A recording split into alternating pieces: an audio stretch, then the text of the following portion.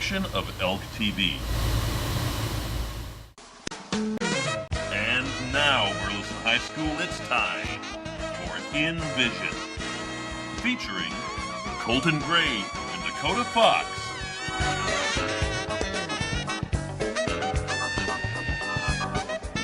Caitlin Ulmer.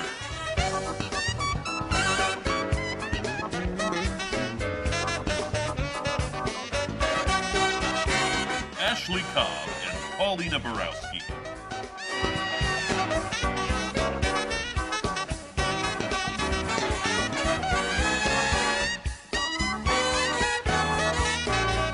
Joshua McCall.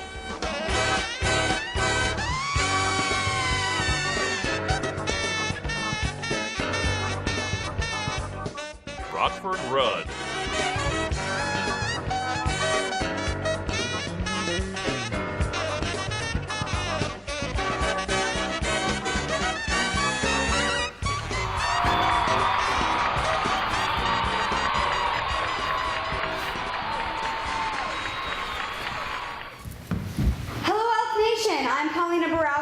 I'm Dakota Fox. I'm Colton Gray. I'm Joshua McCall. And I'm Ashley Cobb. Shut up. You can't say and I have to say my name. Like, y'all forgot about me again.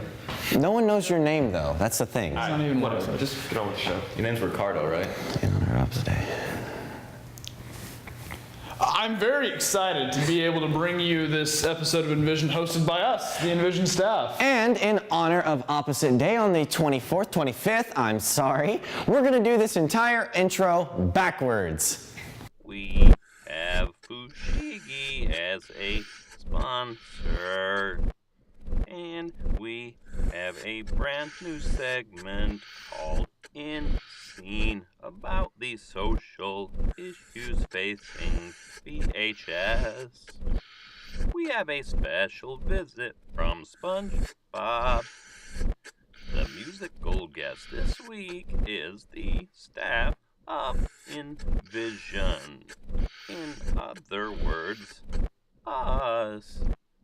And this week, Deep Thoughts will be talking about a paradox.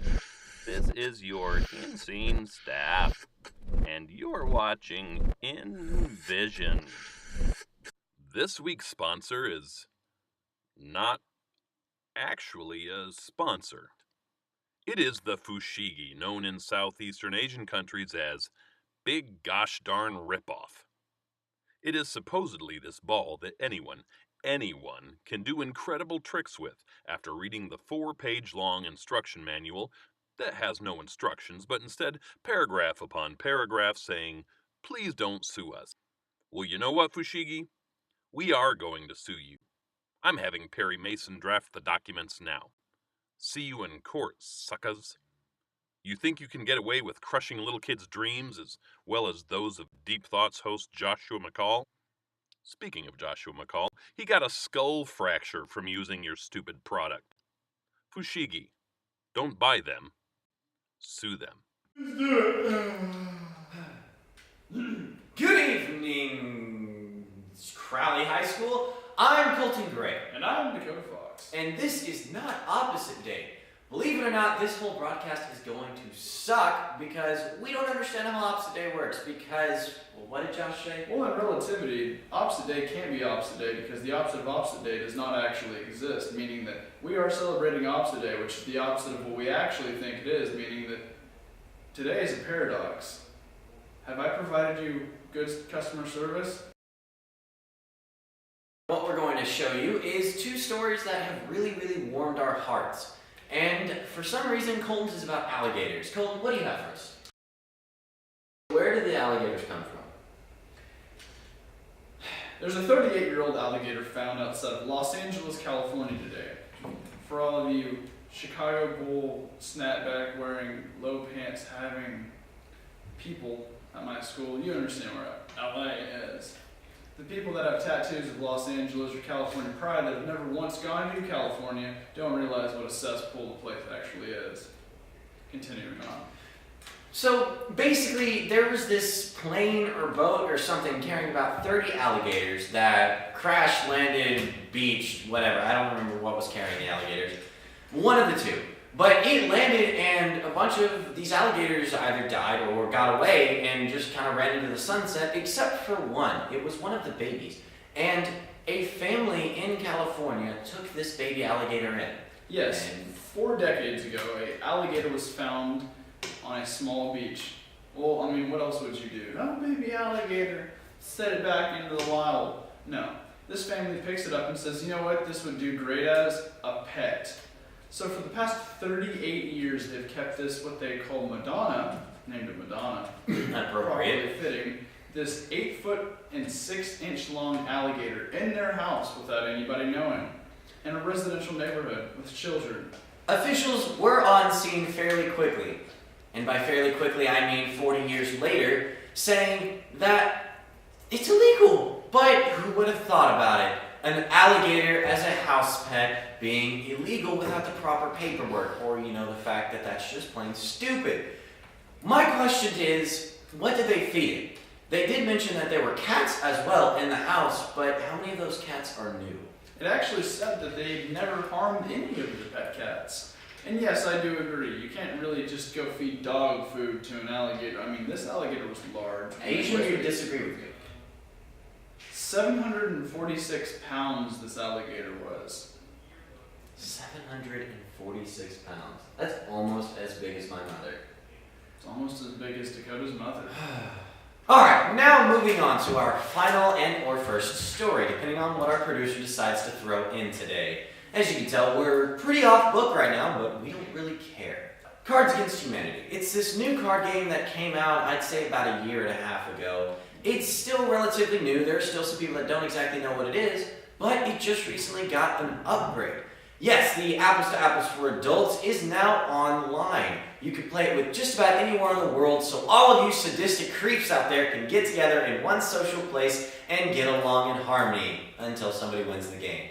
Primarily designed for 40-year-olds with neckbeards living in their mother's basement, Agatha, yes, she is great at making you pizza rolls and treating you like you are her only love. And just indeed, you will only be her only love. This card game is for the sadistic people that should be in prison but aren't. These are for the people that might not really check out at a commission's desk at an airport. These are not the people that you want holding your kids. These are not the people you want cooking your burgers at McDonald's. These are the people that you want to lock away. So, Colton, because of all those examples that you gave, how often have you played the game? A lot. Yeah, same here. The game's pretty awesome, I'm gonna admit. Very fun. It's got a lot of vulgarity in it, I'll admit, but it's a way to bring out, that inner evil side that every once in a while Like you Jeffrey forget. Dahmer did. Yeah, exactly, but, without actually the eating and the killing.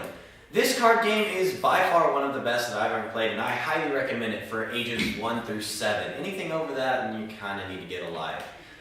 Well, that's all I have for you today. What about you, Colton? You got any? POP Pimp Squad, holding it down. And with that, I sign off.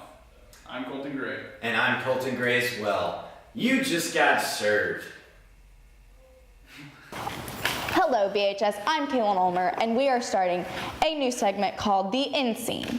We will be talking about the social activities going on around the school. This week we'll be talking about social networking, both the dangers and benefits of it. There are many benefits of social networks, such as getting in touch with an old friend, being able to talk to family members that live in another state or even country. Easy contact with people, easy access to what is going on around the world, and you can easily meet new people. But there are also many dangers, such as cyberbullying, meeting new people who are a danger to society, depersonalization in the community, and no more privacy. We went around asking you what the dangers and benefits of social networking are, and here is what you had to say.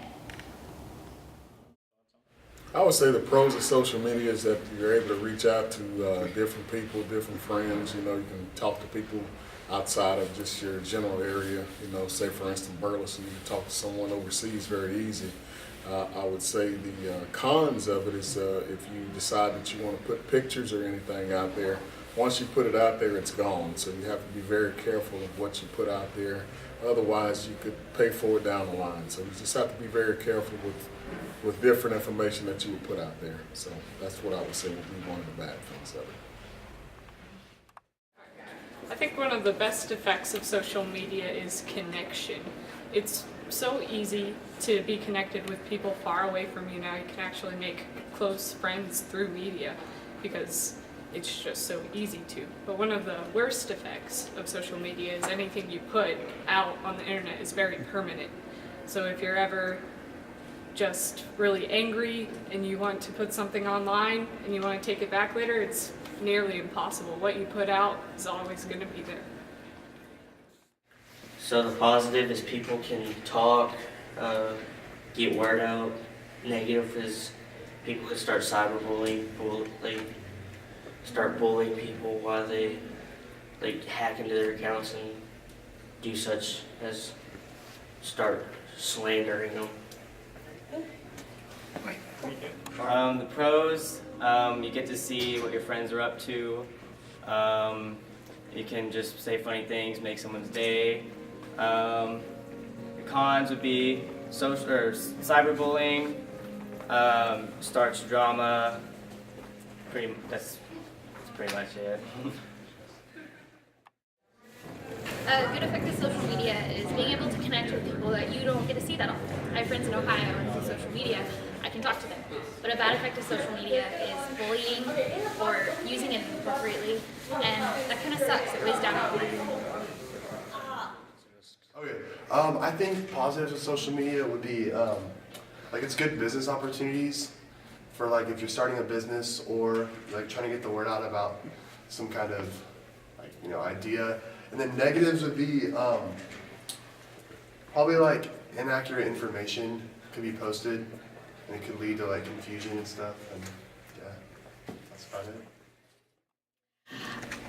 Ooh, social media has a lot of pros. You can network with people, make contacts that can help you with future job opportunities and future endeavors that you have. The cons of social media would be using it in a bullying way, hurting people, not using it in a very proactive way. But I think social media is great if it is used in the proper way. We will also be including Student Social Networks of the Week. If you believe there is someone that deserves to be the Student Social of the Week, come speak to me or anyone you know to be on the ElkTV staff. We will be handpicking the 2 accounts to be the Student Social of the Week and be announcing them and showing their profiles up on the screen. We encourage everyone to follow or add these people. Our first Student Social Networks are Trent and Trevor Eberhardt. Congratulations to the Eberhardt twins for getting the first ever Student Social Networks of the Week. Well, that's all I have here for you. I'm Caitlin Ulmer, and thanks for being a part of the inScene.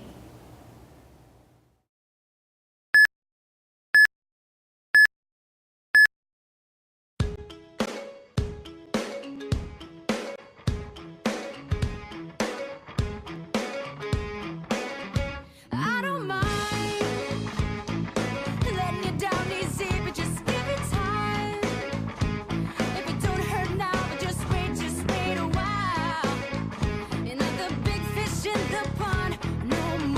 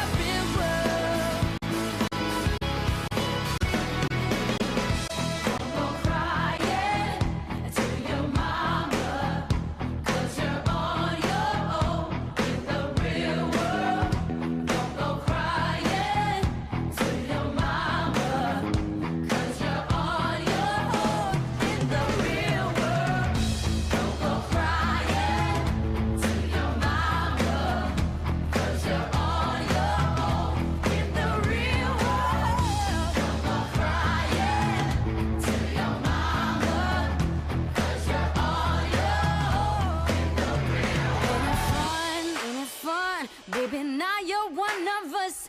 Ain't it fun? Ain't it fun? Ain't it fun?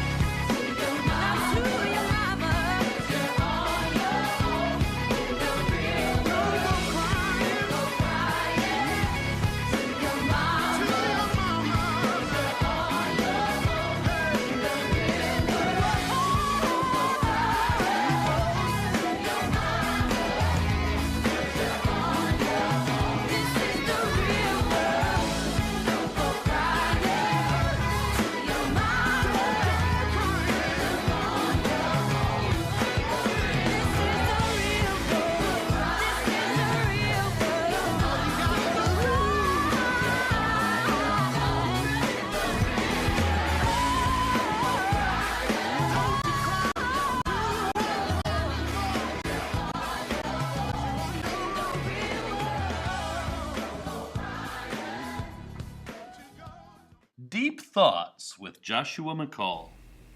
Hello, I'm Joshua McCall, and my thoughts up until now have been relatively simple. That is not the case with this recent rumination. It's more complex than quantum physics and the psychology behind the popularity of the Kardashians. This thought is on opposite day, and buckle yourselves in for some serious mentational work. Okay, so bear with me here. It's opposite day, but since it is that day, then by its own rules, it doesn't exist. But it must exist since it is being celebrated. Also, the opposite of opposite day is not being opposite day, but the opposite of it not being opposite day is opposite day, but then we wind up right back where we started. Oh, and a third thing. The opposite of being opposite is staying the same, so you really can't celebrate opposite day. Wait a minute. The opposite of existence is non-existence, so does that mean that everything in existence ceases to exist on opposite day, and therefore opposite day is really the apocalypse?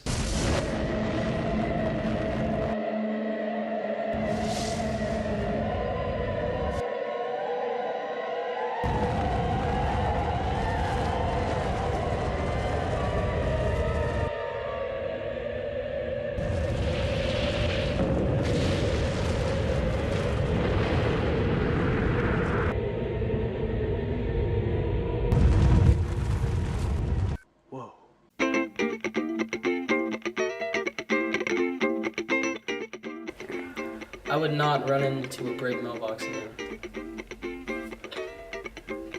Yeah, I would have treated calculus more seriously in my freshman year of college.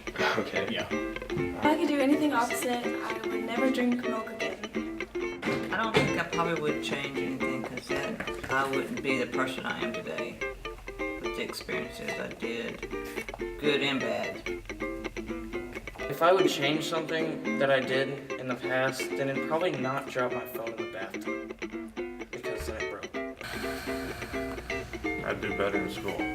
I would not tear my ACL because that sucks. I'd really scar. Hello, BHS. I'm Kate. 3, 2. Hello, BHS. I'm Caitlin.